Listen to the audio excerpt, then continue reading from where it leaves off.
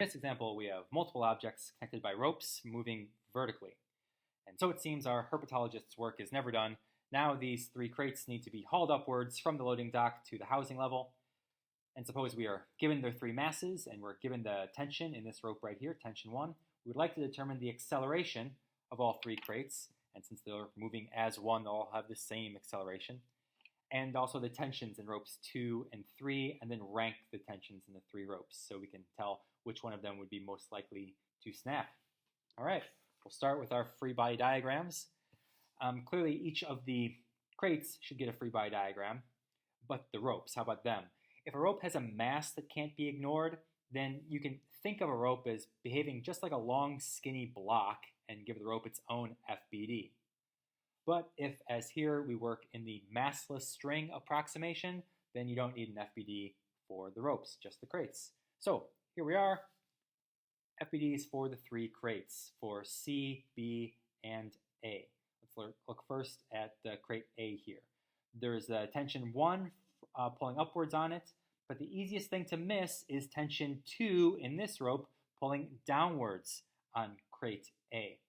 A rope always pulls at both ends.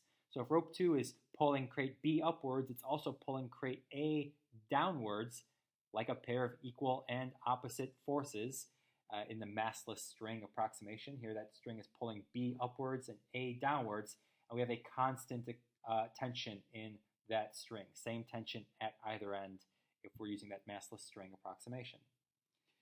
And so the FBD for B here is similar to that for A. There's tension 2 pulling upwards on B, tension 3 pulling downwards, and then the force of gravity on B as well. They're the weights of our two crates. Crate C has the simplest FBD, just tension 3 pulling upwards on it, and its weight pulling downwards, the force of gravity. Okay, I think we can determine the rankings of the tensions just from looking and thinking about the free body diagrams. We know that if the crates are accelerating upwards, each one must have a net force that is upwards. So tension 3 must be greater than the weight of crate C, for instance. And if this is a massless string, then it's the same tension at this end as at that end. So tension 3 pulling upwards on C is the same as tension 3 pulling downwards on B. And the sum of these must be smaller than this tension here, from 2 pulling up on B. And then that tension is the same here and here, so the sum of these must be less than tension 1 pulling upwards on A. So, all right, I think there we have it. Tension 3 is less than tension 2, is less than tension 1. So we've got our rankings, and notice that we did not say anything about the masses of the crates in figuring this out. This is independent of the masses. It doesn't matter which of these is the heaviest. So we can understand that by recognizing that it's tension 1 right here, this rope, that ultimately is responsible for hauling upwards all three of those crates. Whereas tension 2 here only has to haul upwards crates B and C, and tension 3 only has to haul upwards crate C. So even if this was the most massive crate, this is still the smallest tension because it's only responsible for hauling up that one crate, not multiple crates as the other two ropes are doing. Okay, so there's our ranking. Now let's get our AAA step here, our axes, and start doing some Newton's second law for the individual objects. Here we go, Newton's second law for crates A, B, and C. What I want to point out here is that crate C here at the bottom, at the end of the chain, the object there at the end tends to have the simplest looking free body diagram. Crate A is also relatively simple because tension 1 is a given, so there's only one unknown here. Oh, and acceleration. It's the crate in the middle, or the mass in the middle of a chain, that tends to have the most complex Newton's second law with the most unknowns in it. So that is good to keep in mind when you're trying to decide which equation to use to solve your problem. This one down here tends to be the simplest. Okay, now here's the part I want you to work out, the Newton's second law for various systems. If we combine A, B, and C all into a system, what is our Newton's second law for that system? If we make just A and B the system, or if we make just B and C the system, what is Newton's second law? What are the external forces in each of those cases? And bear in mind that for these combinations, the Earth is not being included in any of those systems. So the Earth is always external to the system, So the forces of gravity, the interactions with the Earth, those are always going to be external forces. Okay. So let's pause the video and set up Newton's second law for each of those three possible systems. Ready? Okay, here's what we got.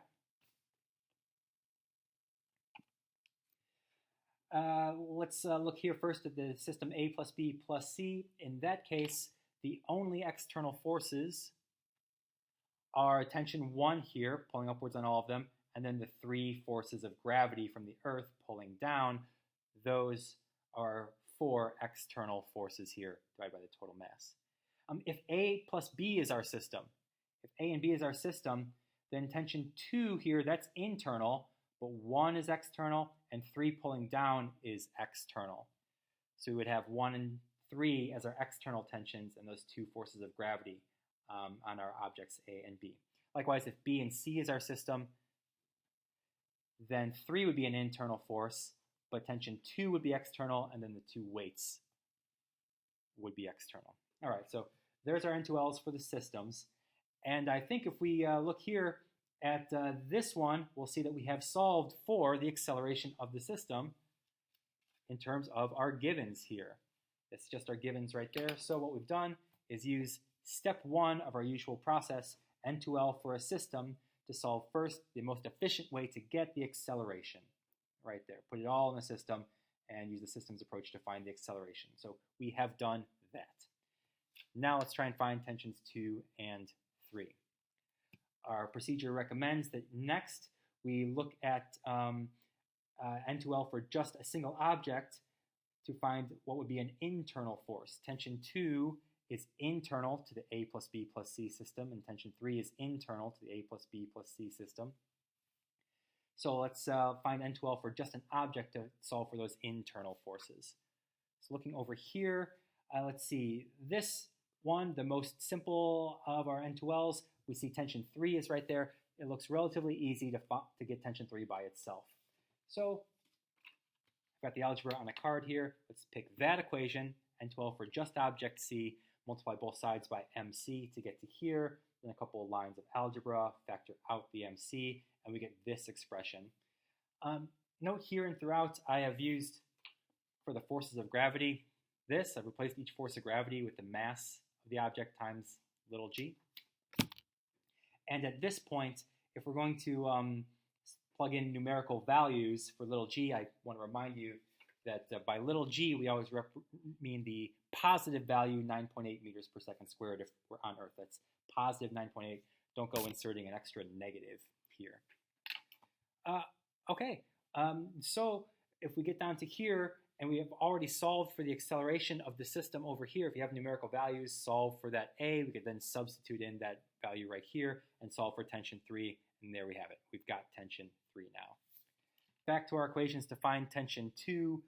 We can go to N2L for an individual object and look for tension 2 here, or also tension 2 appears in this equation for the B plus C system. So none of those looks particularly simple. You could pick any one of those 3 to try and solve for tension 2. I kind of picked this one here since we already know the acceleration and we've just found tension 3. We can solve this one for tension 2. So here's the algebra for that.